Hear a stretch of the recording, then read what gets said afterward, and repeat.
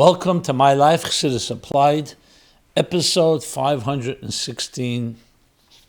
A Gemar Chsim Teva, a good gebenched year, a blessed year, a healthy year, a year of peace, a year of total victory over our enemies, especially in Eretz Yisrael, the safe release of all the hostages, protection of the soldiers, who in turn are sacrificing their lives to protect the men, women, and children in the Holy Land.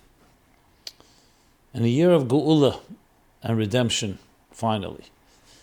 We just entered in the year Tafshin Pei Hei, 5785. So we'll talk about all these topics and much more in this special Yom Kippur edition, being that we're now in the days between Rosh Hashana and Yom Kippur.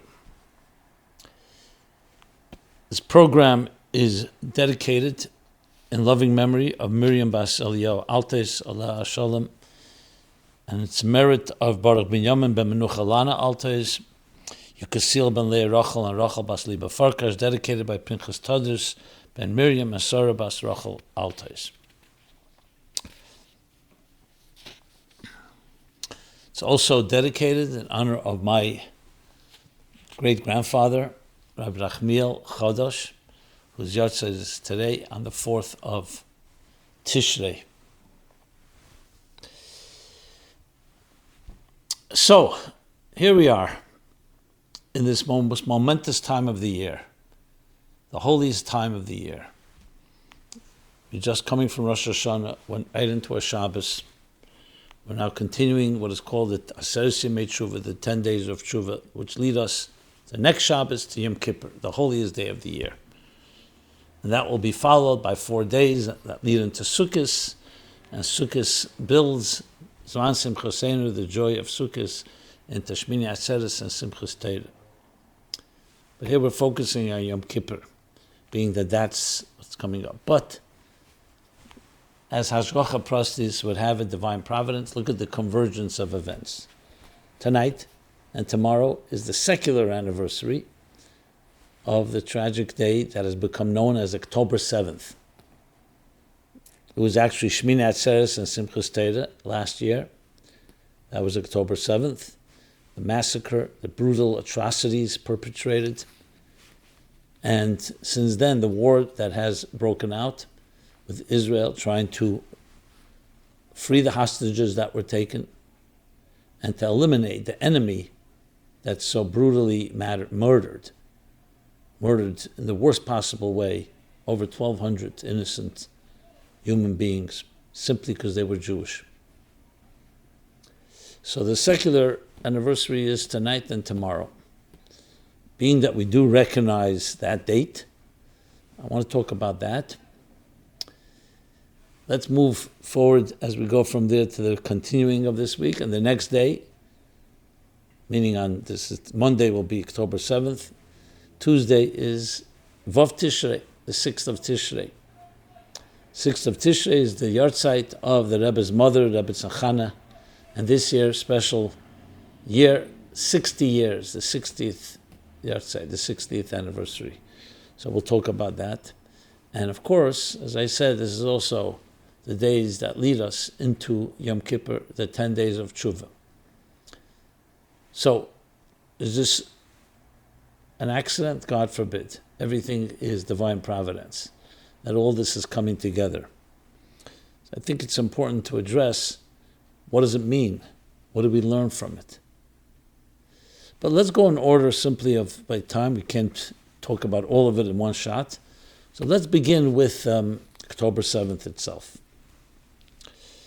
So the truth is, I always have mixed feelings when we mention even the word October 7th, because it's not really a Shmini Atzeres Simchas Torah. That was the day. We all remember exactly where we were as the sad news began the tragic news began to seep in. That morning when we go into shul, ready to dance, Hakofis, Shmini Atzeres morning, and then at night, and then Simchas Torah outside of Eretz Yisrael. Eretz Yisrael was all one day. Shmini Atzeres Simchas Torah is on the same day, that Shabbos morning. So that's the day.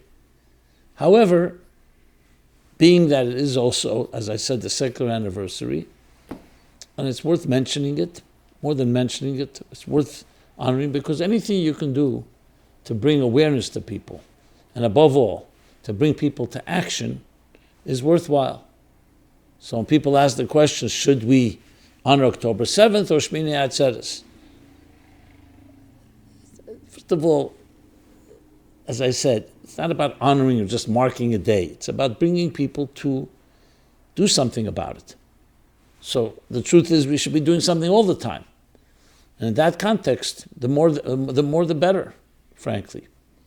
We have a choshech, a darkness upon us. We have an enemy, and we have to do everything possible to eliminate it, both physically, militarily, as well as spiritually. So how do we honor October 7th? What is the best way? I'm sure there'll be events, and there'll be programs, and there'll be all kinds of memorials.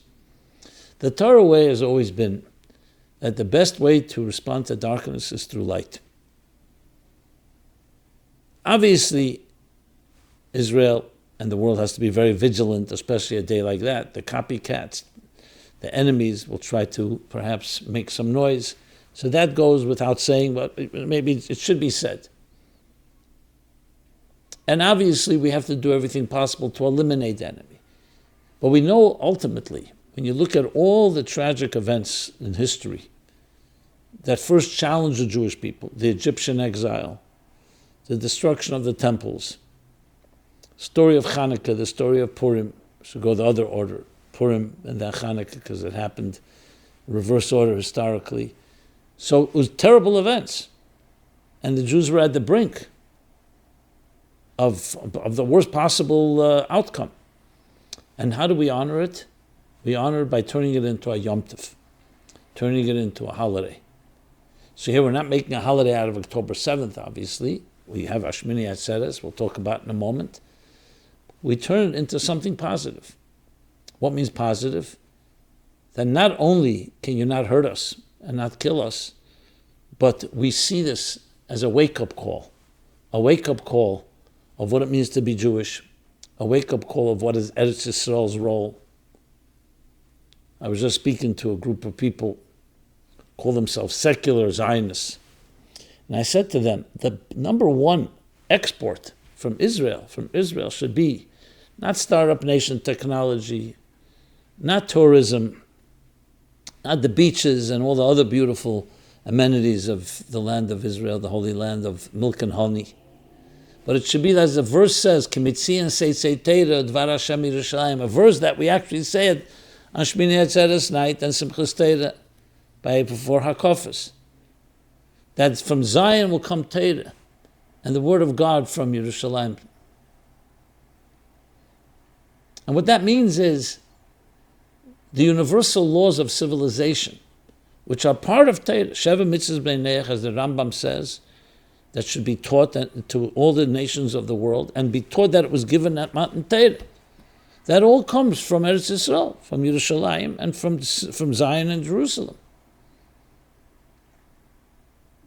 That's our number one contribution to the world. We gave you the values that you cherish most. All other values follow that. The founding fathers of this country understood that very well. That's why you look at the Declaration of Independence.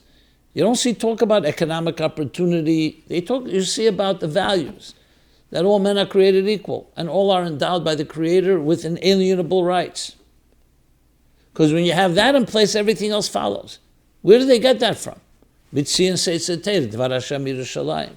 That's the Shmini Atzeres message, and applicable now, October 7th as well, meaning on Vav Tishrei, as we stand coming from Rosh Hashana to Yom Kippur.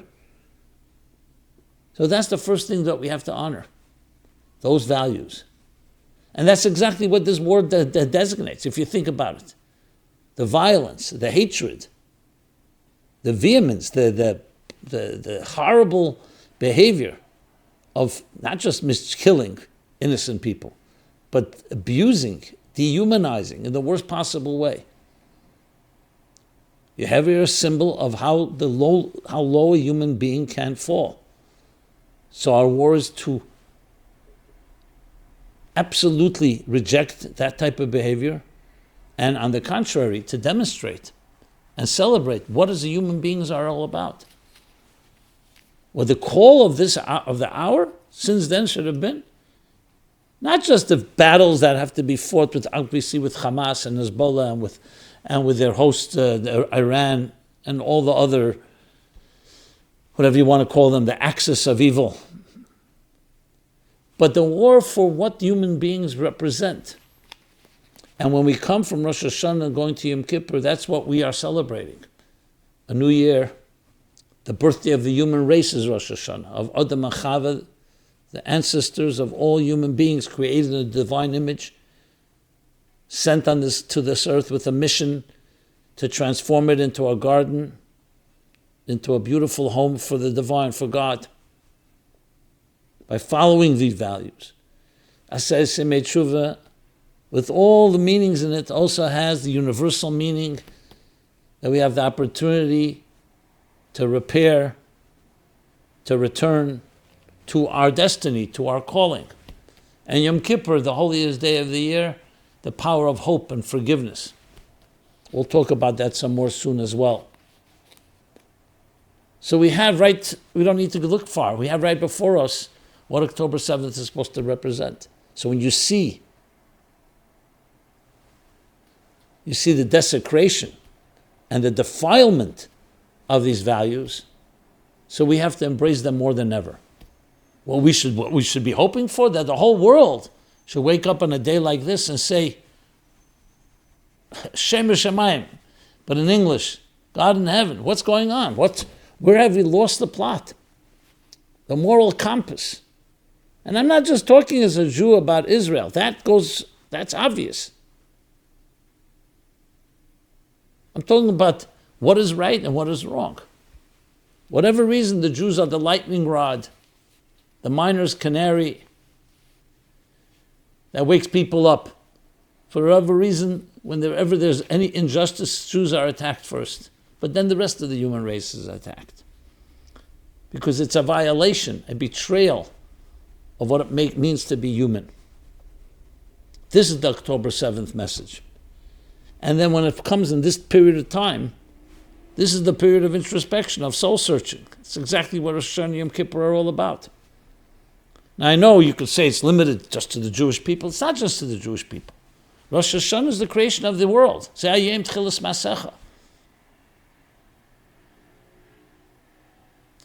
is the day when the world was created. Adam and Eve are the ancestors of the entire human race.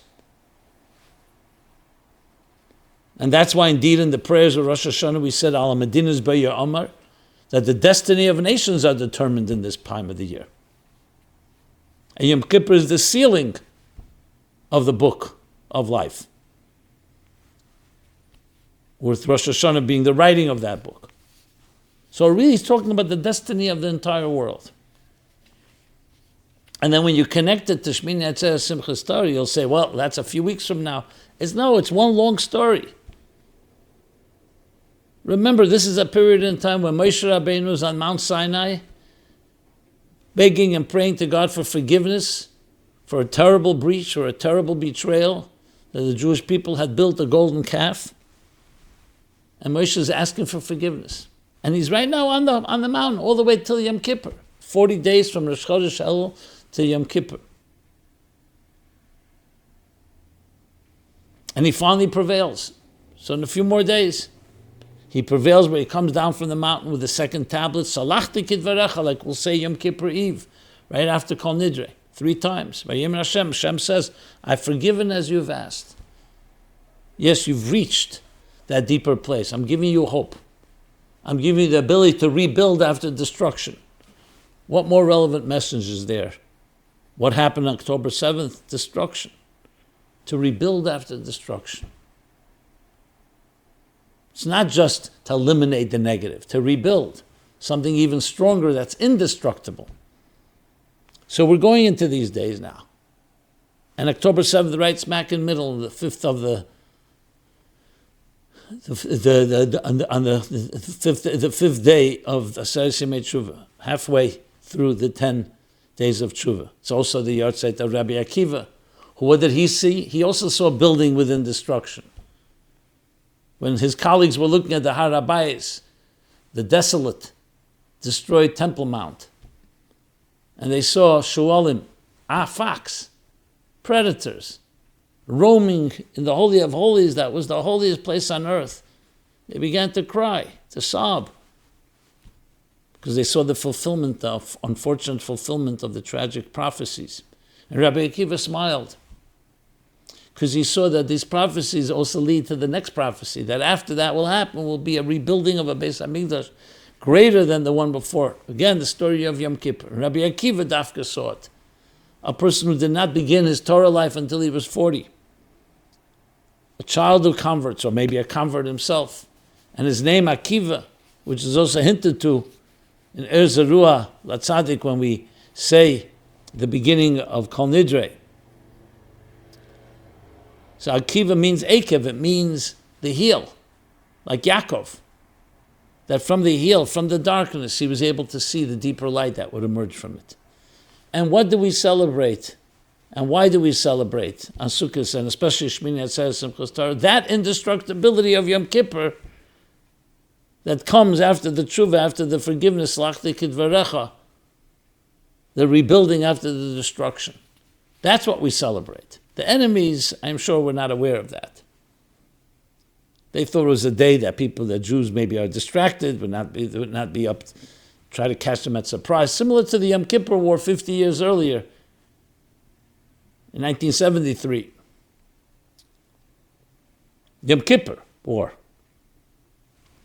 Little did they know this is the day when we celebrate that which nothing can destroy us, that our indestructibility. So you have an October 7th message right there. And not just a message, a lesson to each one of us at what we should be doing. That's exactly what we should be doing. Building more than ever, hope more than ever, more mitzvahs more than ever, more light, and that ultimately vanquishes all the darkness. So when it comes in this period of time, and we're talking about this whole period, is one big connection, one long narrative, which actually began Rosh Hashana, the rebuilding and the reclaiming of our love and our connection to God and God's connection to us.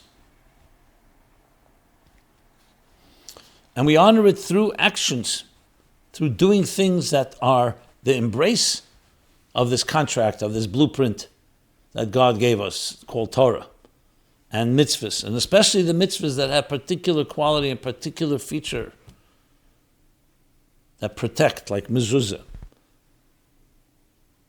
that drive fear into the enemy, like tefillin, that bring light, like lighting candles, and of course love and unity, Avos Yisrael, Achdus Yisrael, unity which brings all the blessings and gives us the power and strength to repel any enemy. So on a practical level, it means that each one of us, whether we're doing it in the privacy of our homes or with our families, or we're going to an event, we're not just protesting the enemy.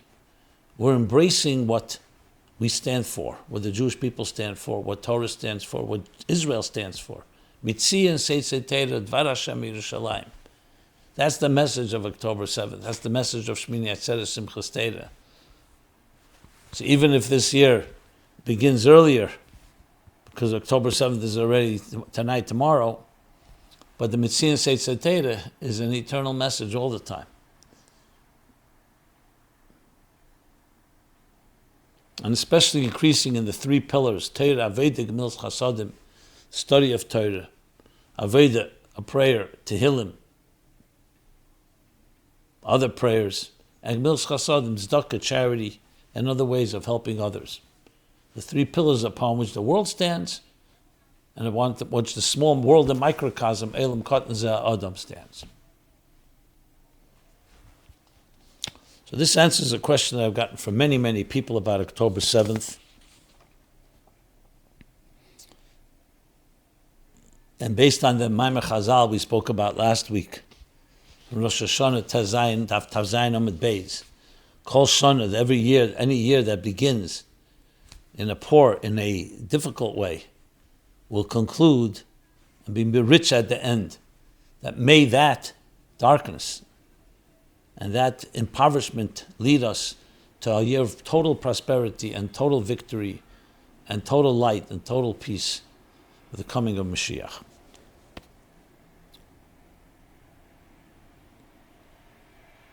Someone asked the question, was the October 7th massacre a punishment for the murder of Gedaliah? Because this year, the same Gedaliah was today, because it's Nidche, it's usually the day after Rosh Hashana. Some say it's actually the second day of Rosh Hashana when it happens. So it's already a Nidche to the third day of Tishrei.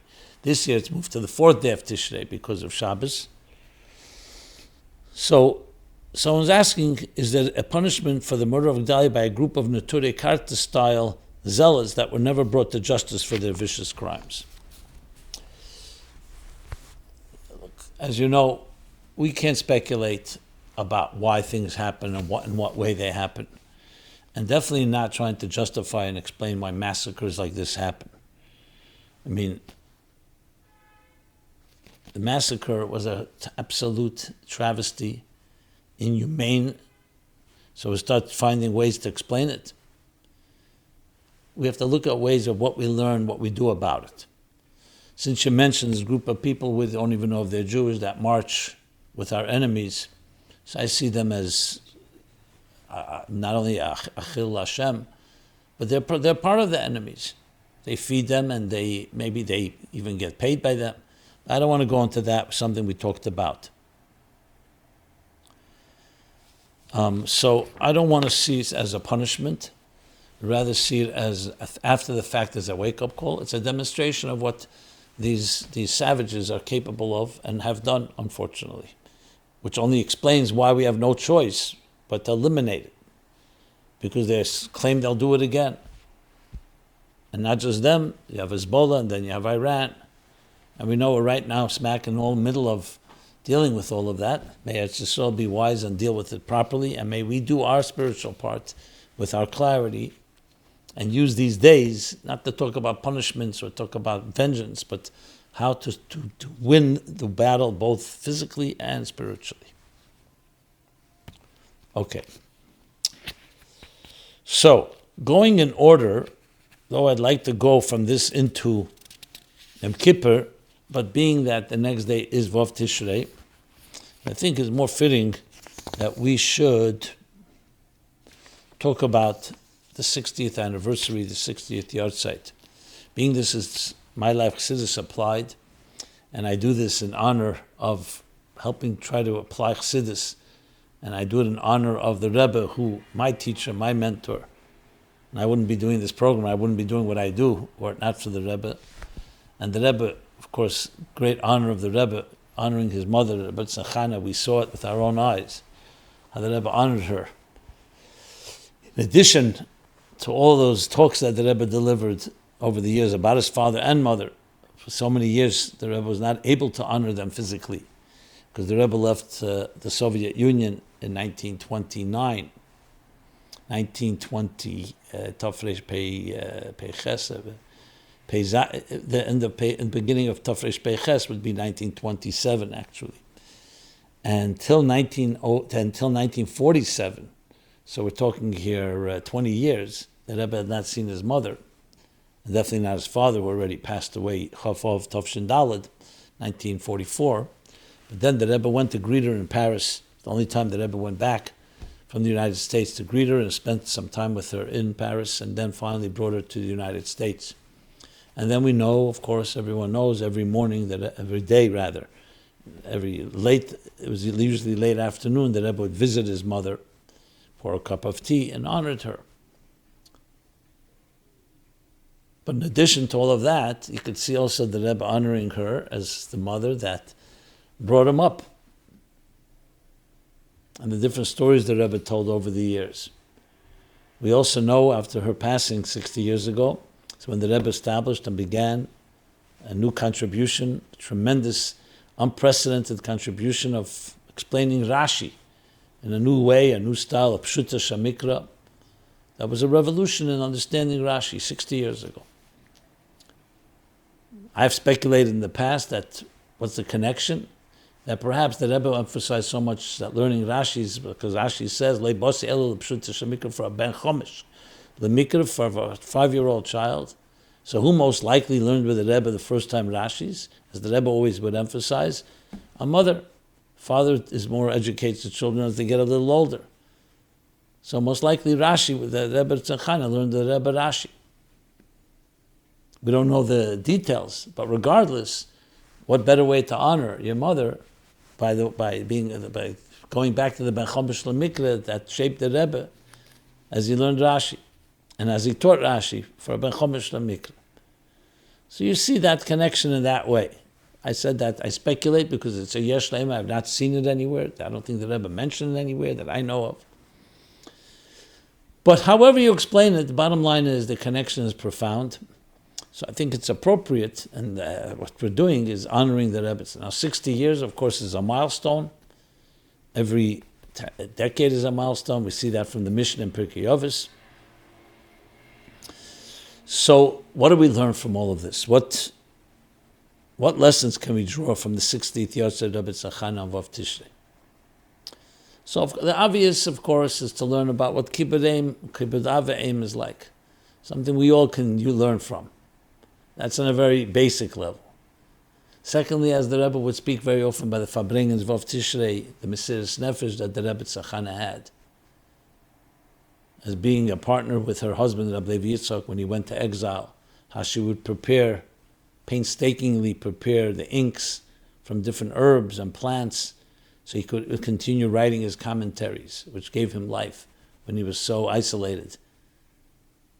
And we actually see the different color ink, red, blue, green, because these were different herbs that she made. They created ink so he can write commentary on Zohar, on Tanya. So everything we have today from his teachings, that which he wrote when he was back in Yekaterinslav was confiscated and lost.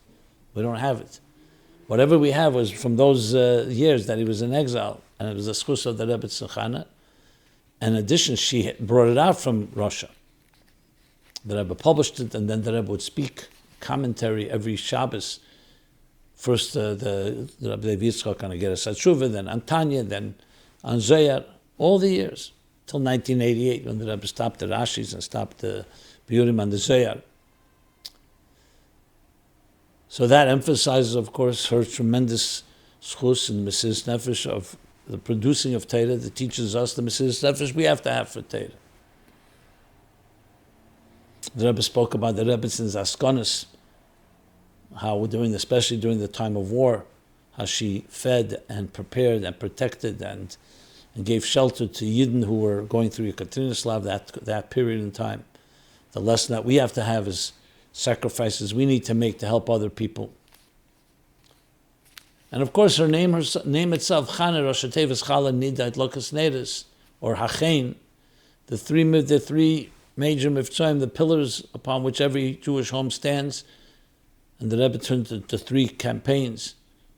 Adlokas Nedus, lighting candles, every Erev Shabbos, and Erev Yontif for all girls and women and girls.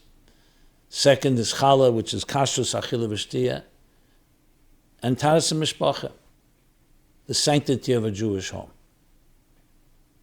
And before that, kosher. So emphasizing those three things, which of course, as I said, are pillars of the Jewish home and pillars of Jewish life. So in general, that's something we should always be emphasizing, but especially when it comes to the yahrzeit, especially a 60th anniversary, has special emphasis. It's hard to know what the Rebbe would have said now, the 60th anniversary. Probably would have connected something with the number 60, whether to reach 60 new people or 60 new organizations.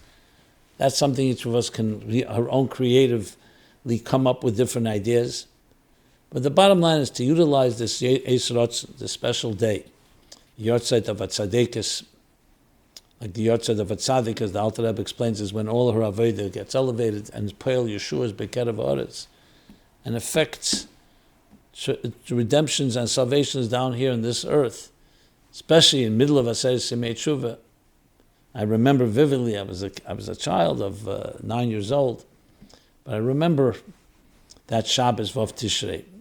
The Rebbetzin Chana was already not feeling well. It was a Fabrengen, the 770 downstairs. I remember actually they sang a song, and the Rebbe stood up and danced, and his face was all red. I think the doctor and the Rabbi Yunik and others came over to the Rebbe. They told the matzah was not so good. The song they sang was Prozes Teshuv Yerushalayim. Before, in Tavshin Chavches, 1968, the words were added. But before that, it was a niggin without words. It was like a lebedik niggin.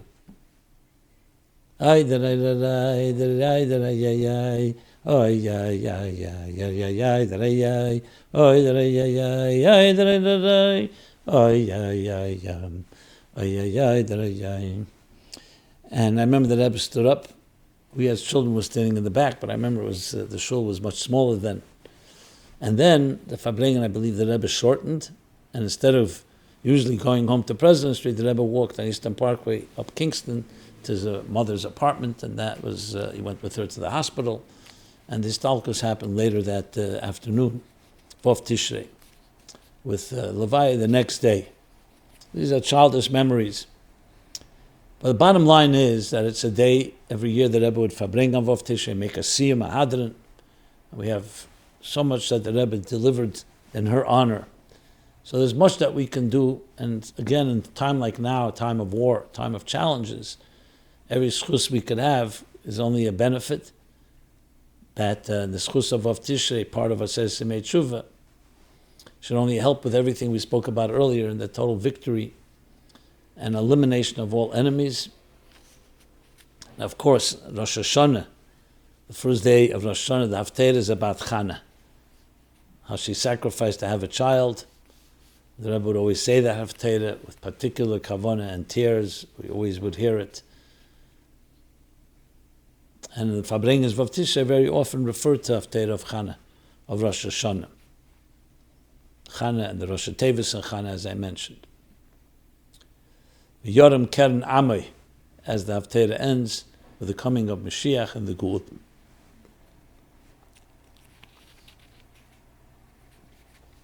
So now let us go to how can Yom Kippur help us in this time of war in Israel?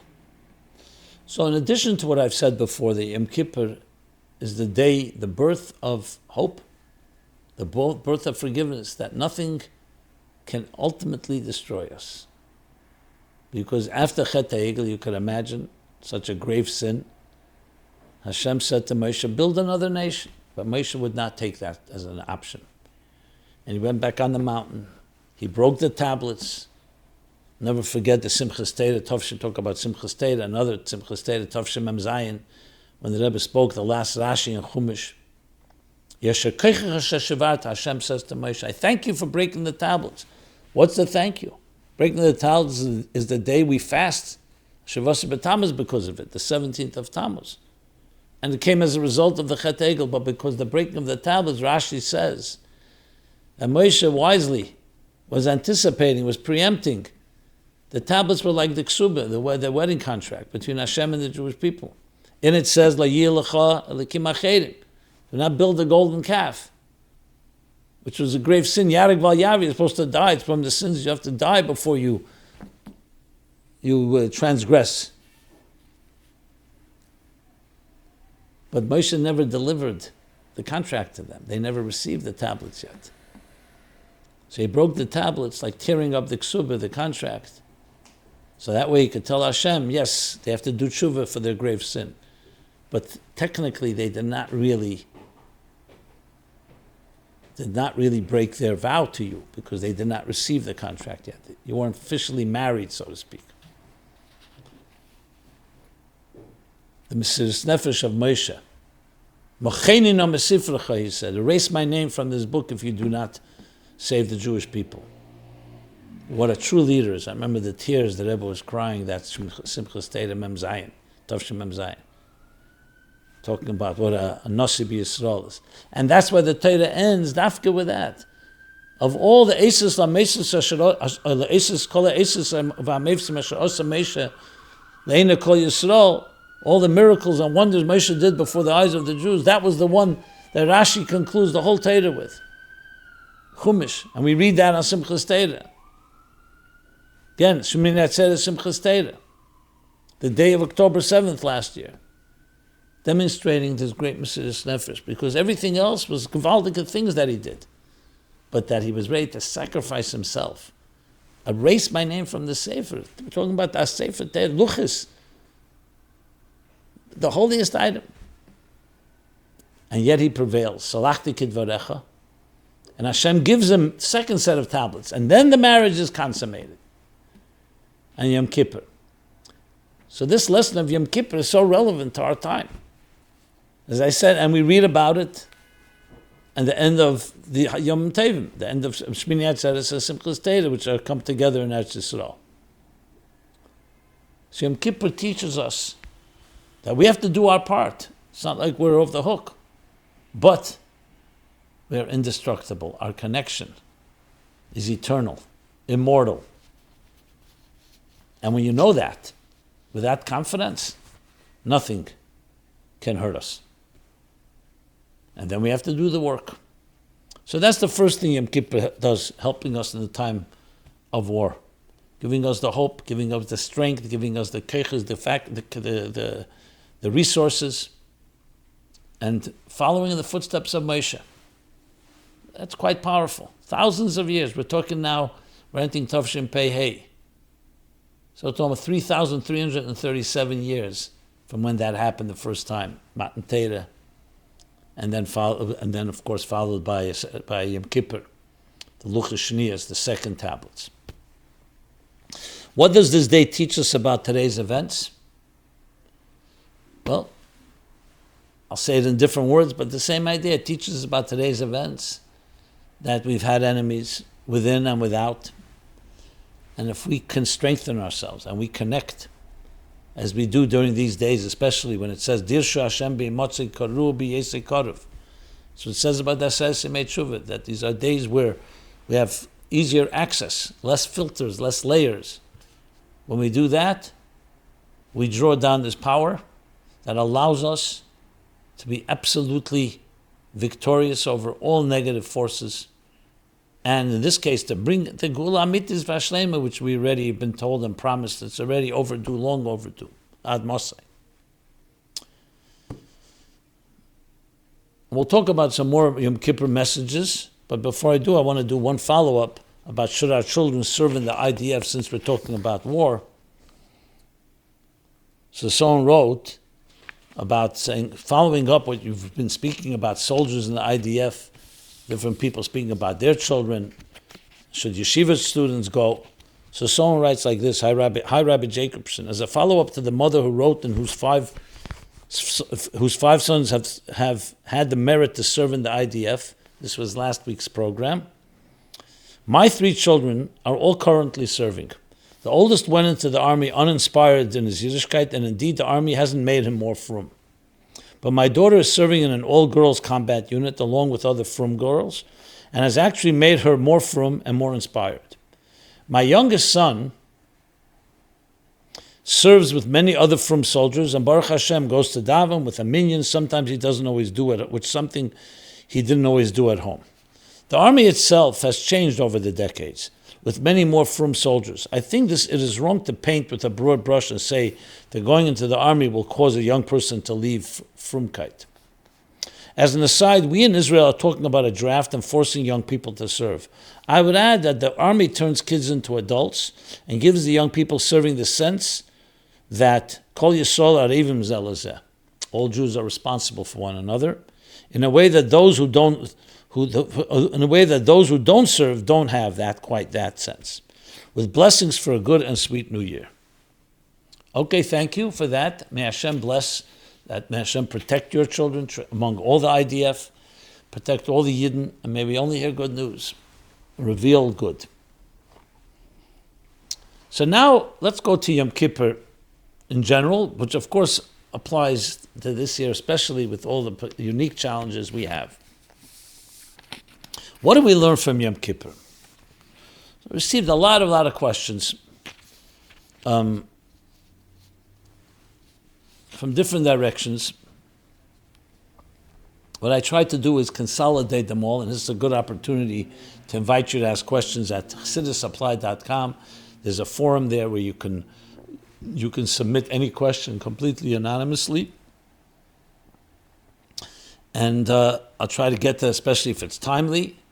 I can't always keep up because questions come in faster than the time we have to answer them all. So I apologize if anything is delayed, but will making a sincere effort to address it all as much as I can. Especially that's why consolidating is very important. I think there is, if I may throw out a little a little regard to someone. I see someone does. I think there's one person who likes to write in a lot of questions because I get them in bunches, and it sounds like it's something coming from a similar source. But hey, you all have the opportunity to take advantage of this. If anything I can do to help in answering these questions, please don't hesitate. And I also ask you, for those listening, if you have any comments or a different way of answering or different sources or things that I may have missed or I'm not aware of, please make me aware, and I'd love to share it with the benefit of the audience. Anything that comes from you, as I always point out, this is an interactive program. It's meant to be one that you initiate. I try to respond, but I always love to hear your feedback and comments, including critique, including other approaches, and so on.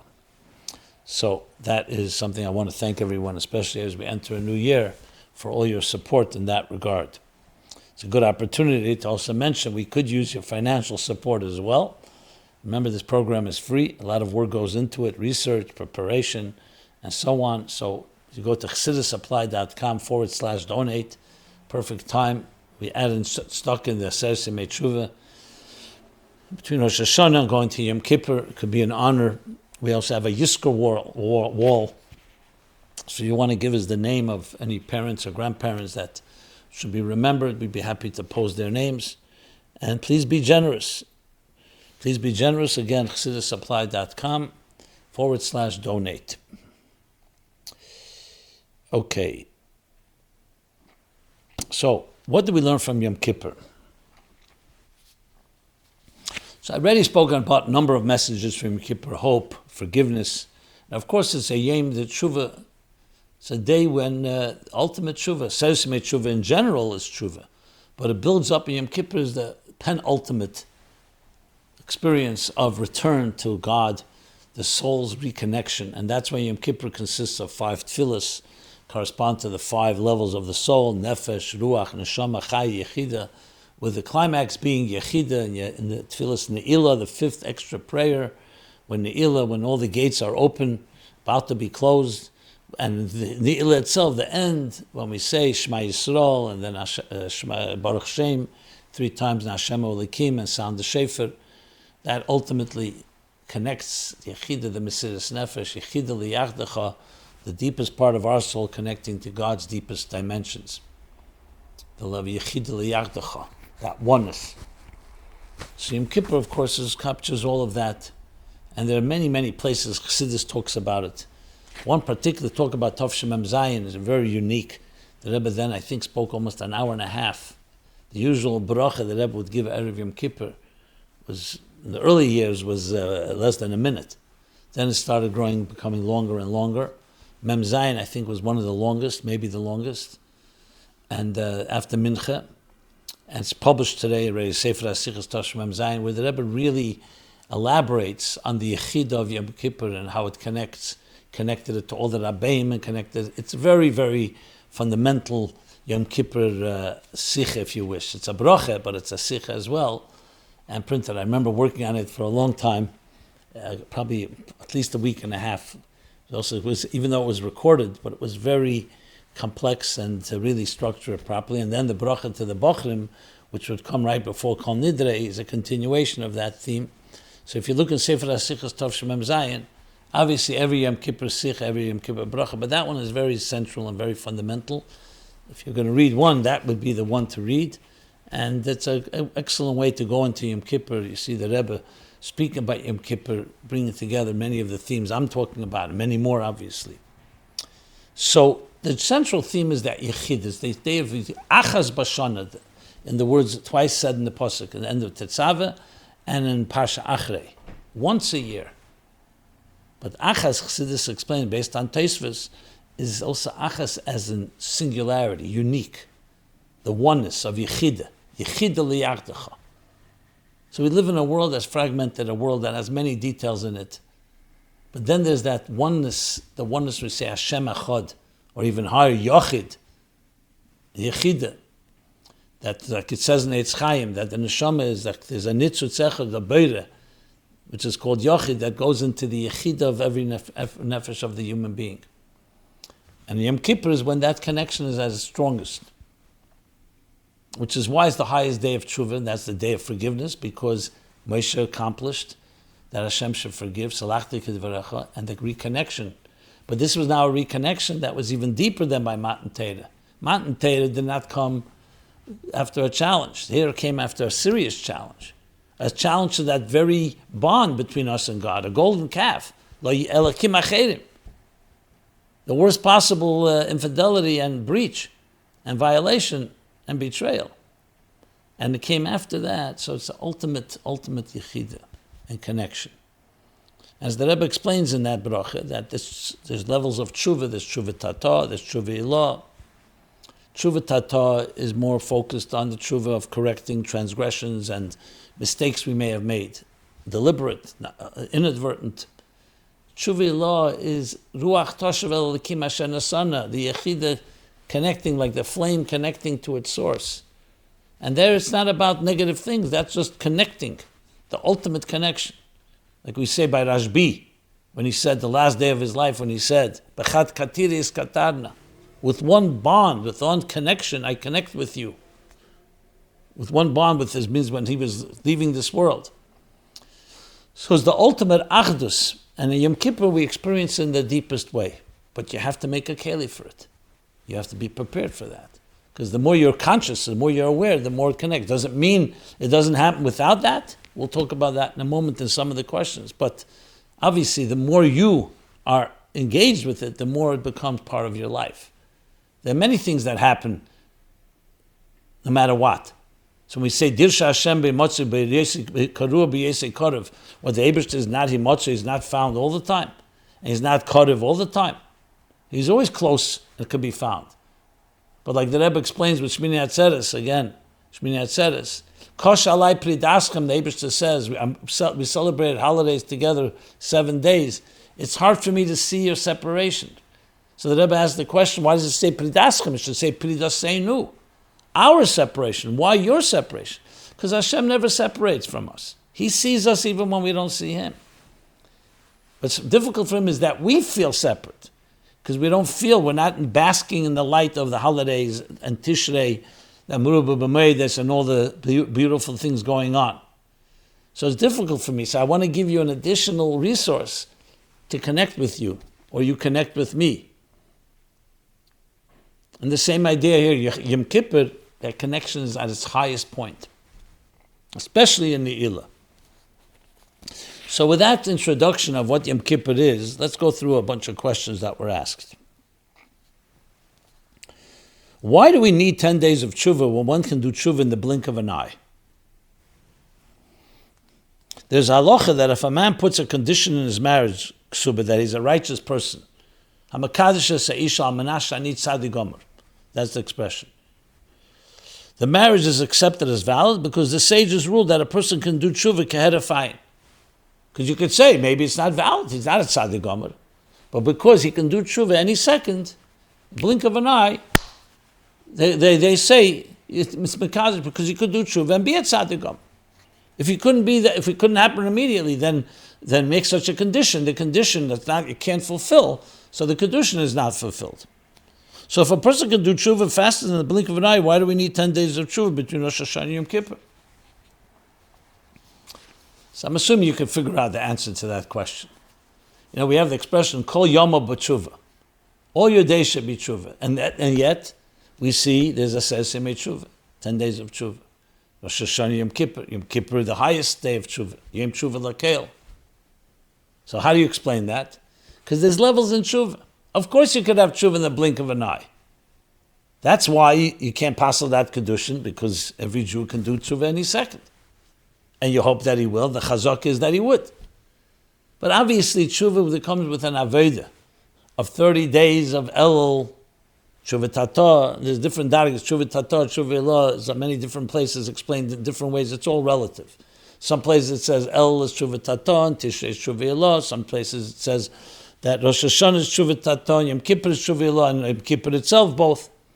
So after 30 days of teshuva, and then you have Rosh Hashana, and you have a Seres Yemei teshuva, and it builds up Binyan HaMalchus, the 10 days, each day corresponding to another one of the spheres and our faculties, from Chachma through Malchus, the two opinions, that Izal and the Ramak, whether it goes from Chachma to Malchus or Malchus to Chachma.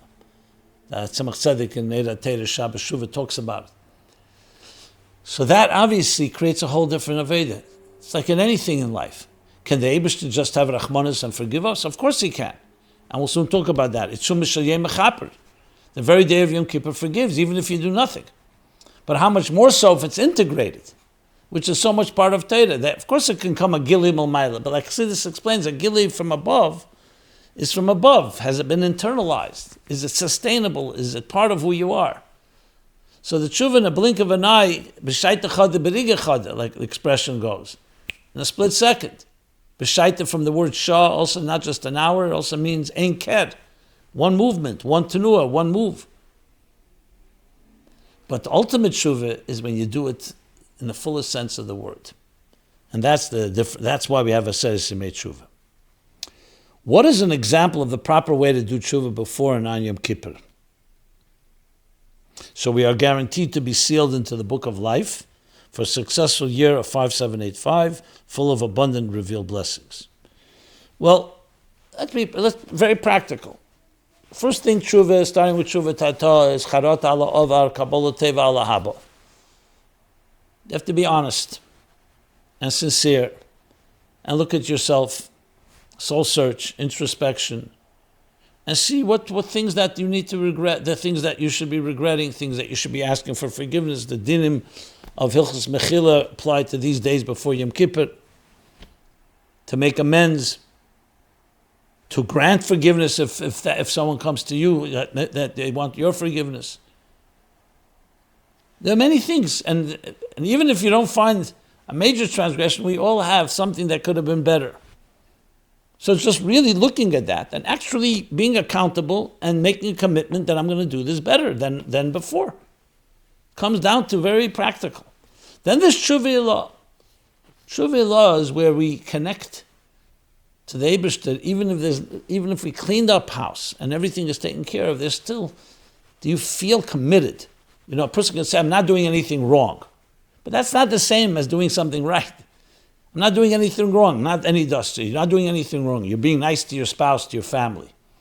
That's beautiful.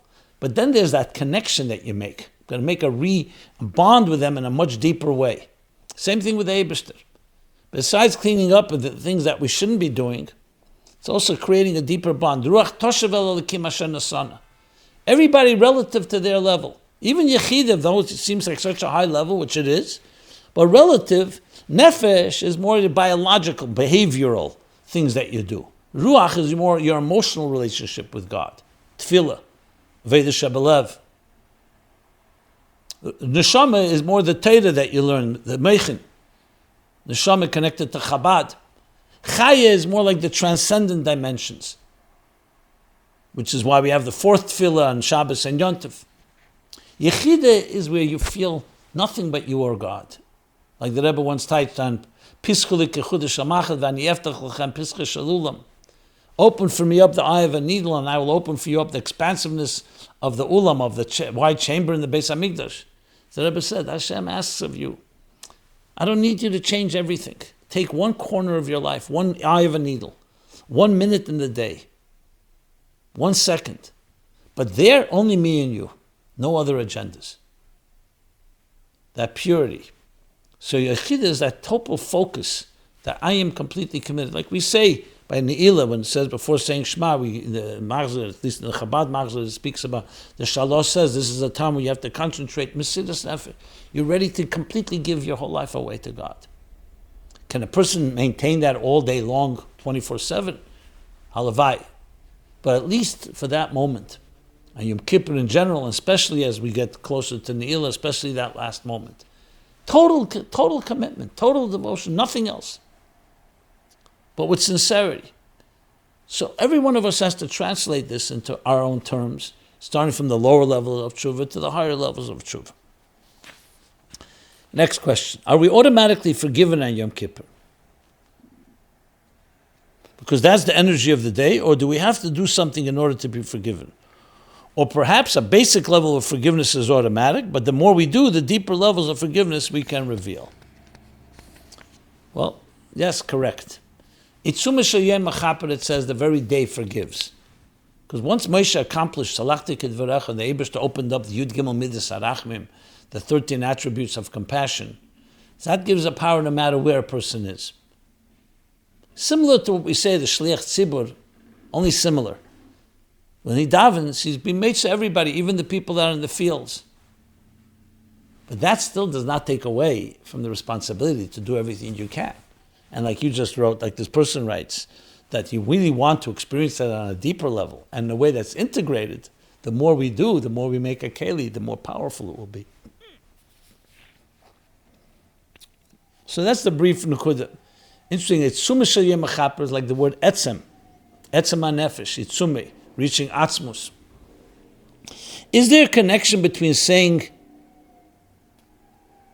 Amen, yehei, shmei, rabbah, and repentance, prayer, and charity that we say in the Sana Tekev? We talk about tefillah, we talk about teshuva, tefillah, and tzedakah.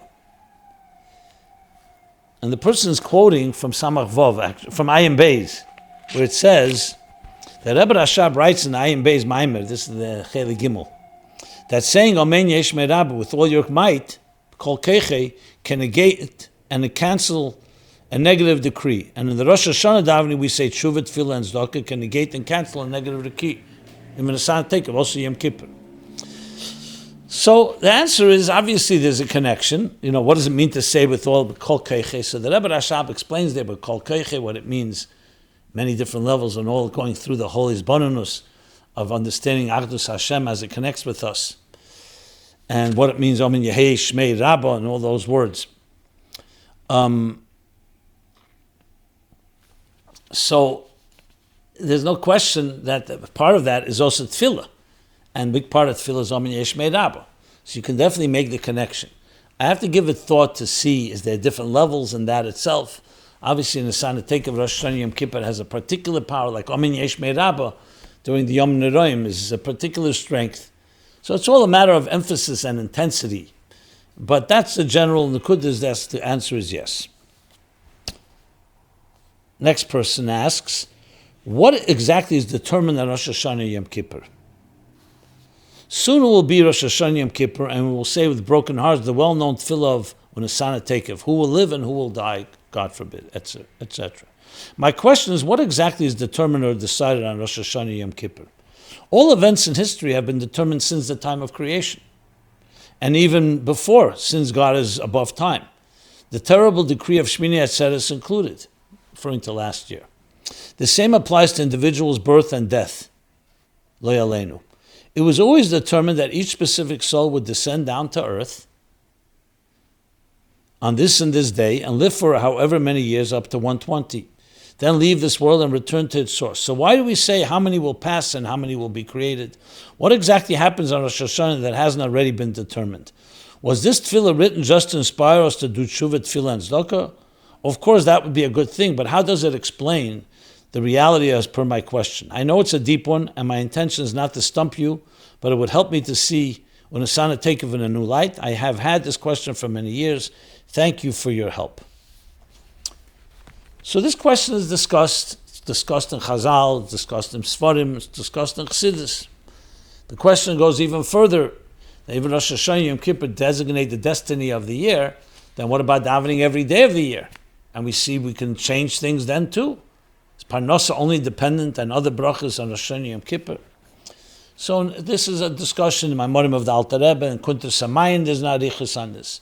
Briefly speaking, obviously God, the Machshava Gduma Da'ak, as Chassidus puts it, has the whole picture all laid out. But remember, our Avodah has an effect. Our choices have an effect. Nothing is predestined. What's predestined are the circumstances, but not free will of good and evil. That's why we say, for example, a zivug. Even though 40 days before the child is born, It says pleni ben pleni to bas pleni bas pleni. But then it says in the Gemara and Seta that if your person works maisim tevim, can change the zivug. So because remember, nothing is etched in stone in the way that God cannot change the plan. So our schusim, our merits, the merits of our parents, can have an impact. That's just one point to make.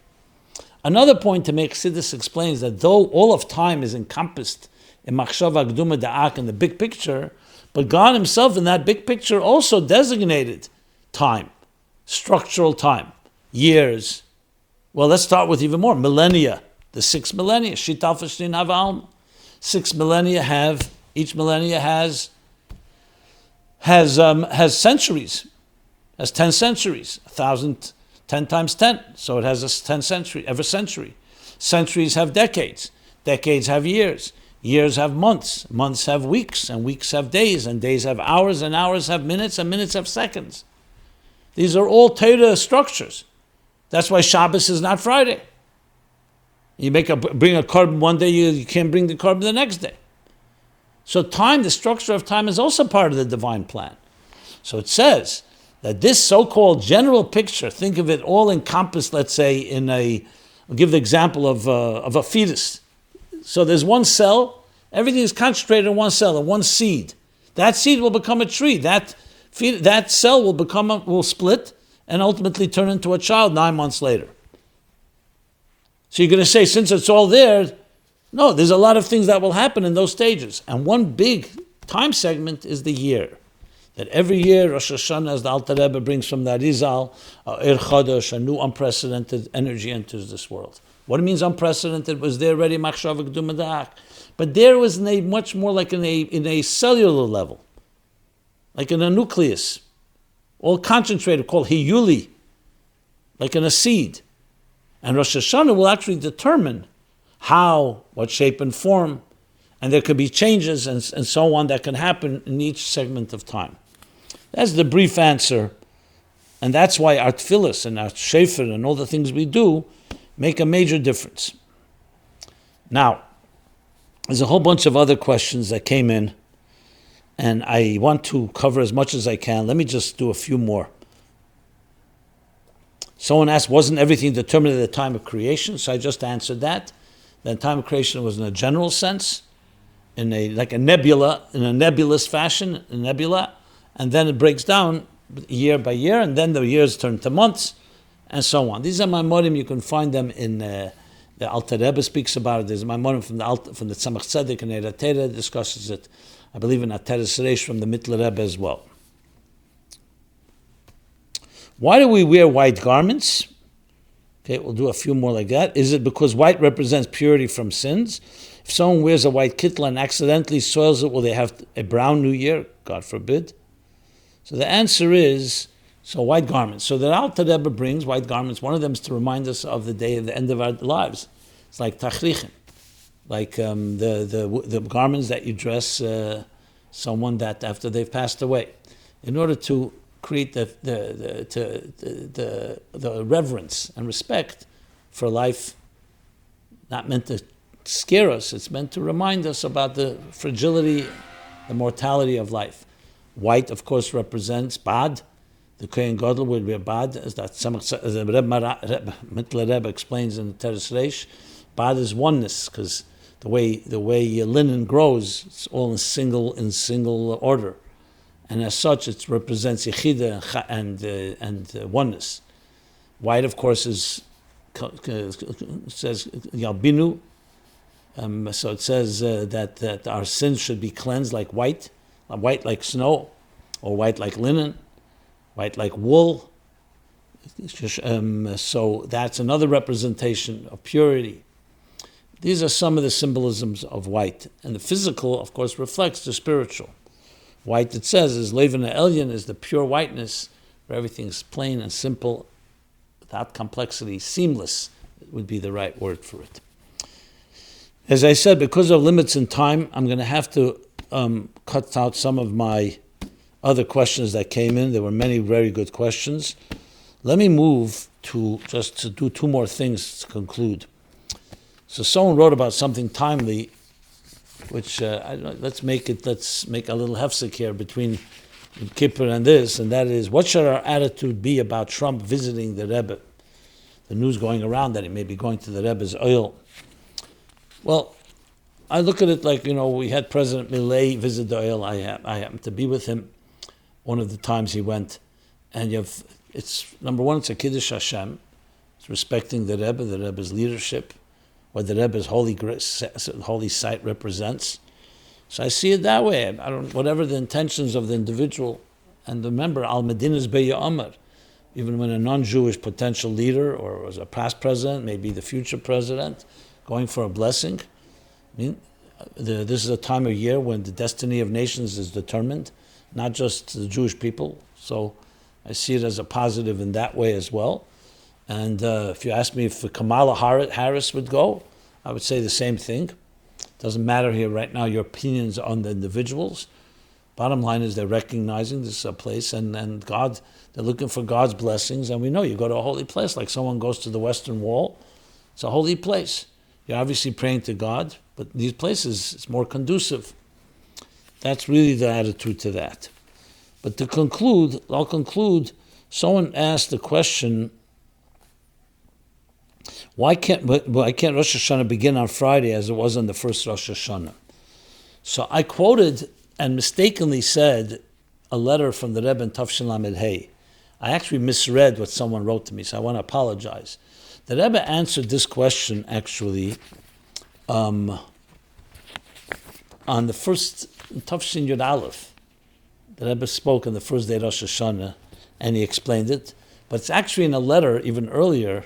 The Rebbe writes already to Rabbi Yolis in Igros Kodesh Volume 2 on pages 247 to 251, as well as to another individual on pages 385 and 386. Volume 2 of Igros Kodesh, where the Rebbe explains the explanation I gave last week. And as I said, Rosh Hashanah, Tafshin Al, the Rebbe spoke about it by the Fabrengen, or when he spoke then on the first day of Rosh Hashanah. So that's a correction. So with that, I want to conclude by wishing everyone a Gmach Simchat Teva. To be a good gebench to Yar, Teva Riva Nigla, Shana Teva Mesuka. We need it more than ever. A year of Shalom, especially in Eretz Asher Ein Hashem Elokecha Ba Mereish Hashana, Ad Achri Shana, which goes on Rosh Hashana, where God's particular providence, protecting the Yidden in Eretz Yisrael the fullest possible way. We've seen miracles literally. May we continue to see miracles. And may we do everything b'derech hateva, naturally, militarily and spiritually, to completely be victorious, eliminate the enemy. Remember, at the end of the day, peace is through strength. Sometimes war leads to the ultimate peace. In a case like this, when you have sworn enemies, that's the case. Elimination of all the enemies. Utsa eitzav v'sufr, dabru dabru le'yakum ki manu keil. God is with us.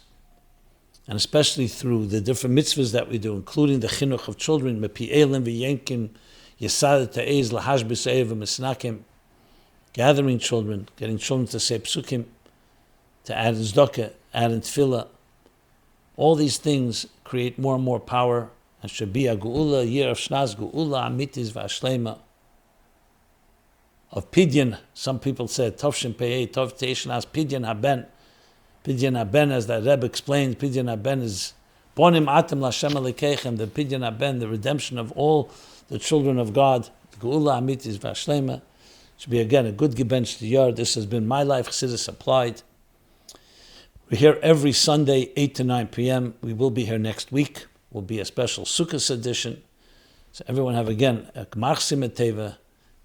All the tefillah should be ilaah, salachti kidvarecha in the deepest ways possible with all its meanings on Yom Kippur, and continue, as I said, march into the Geula even before Yom Kippur, and maybe only be blessed with Tev Hanira Vanigla, only revealed blessings, all in good health. This program is brought to you by MyLife Chassidus Applied. Please help us continue our programs. Make even a small contribution at chassidusapplied.com/donate.